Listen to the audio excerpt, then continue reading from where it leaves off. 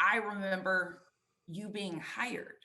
And a lot of people, I tell this story all the time, but a lot of people don't know this. It was as a result of you being hired that a reporter asked Bruce Arians if he could ever see a female coaching in the NFL. And his answer was, the second a woman makes these guys or proves that she can make these guys better, she'll be hired.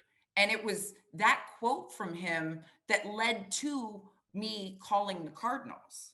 Wow. So I did not realize it. That's how it all played out. that is how it all played out. So because he said that, then, I went to my head coach. My head coach says, oh, well, we should call Bruce. Can you get me his number? And I thought, like, don't you have the NFL Black Book? Like, can't you get the number? Why am I doing this?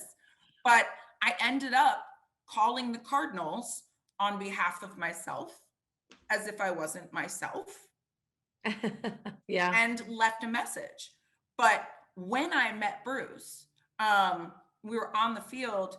He told me a story about a particular coach that had impressed him when he was coaching college. And her name was Dot Murphy. And because it was no different, he really felt like a calling that this was a decision or a change that he could make. Now, Sarah, this one blew me away. As you see how many connections we have. Can you tell everybody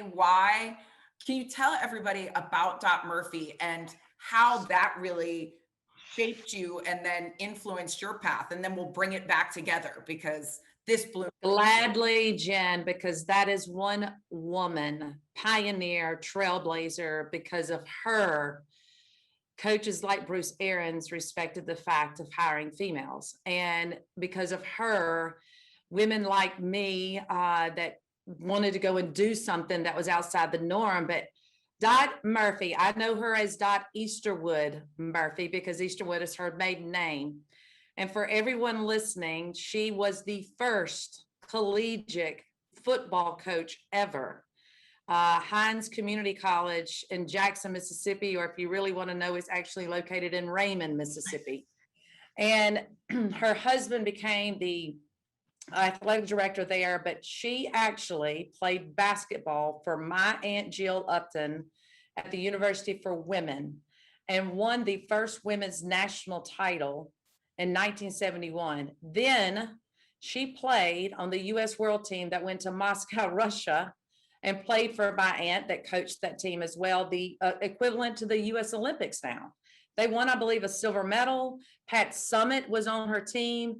She's a phenomenal athlete, a phenomenal football coach, and one heck of an amazing woman. And just to have been listening to an interview that Jen was doing, and when I heard her say Dot Murphy, I went, there's only one Dot Murphy that is in the world of football. But I did not have any idea that Bruce knew her and that he had referenced her to you, Jen. And so I picked up the phone as soon as those interviews were over.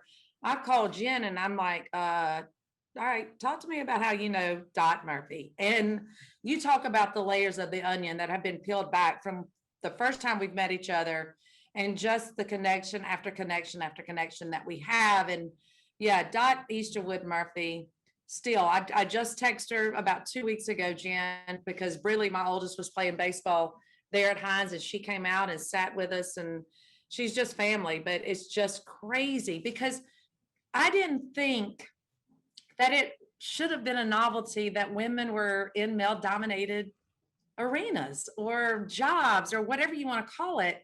Because in my life and my upbringing, women were already doing that.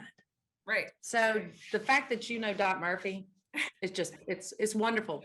Right. And I have not yet had the pleasure of meeting her, but we have already promised that meetup is going to happen with the three of us. I'm telling you, that needs to happen. My Aunt Jill needs to come and get involved. And and those are two women that will be in the Mississippi Sports Hall of Fame for sure soon.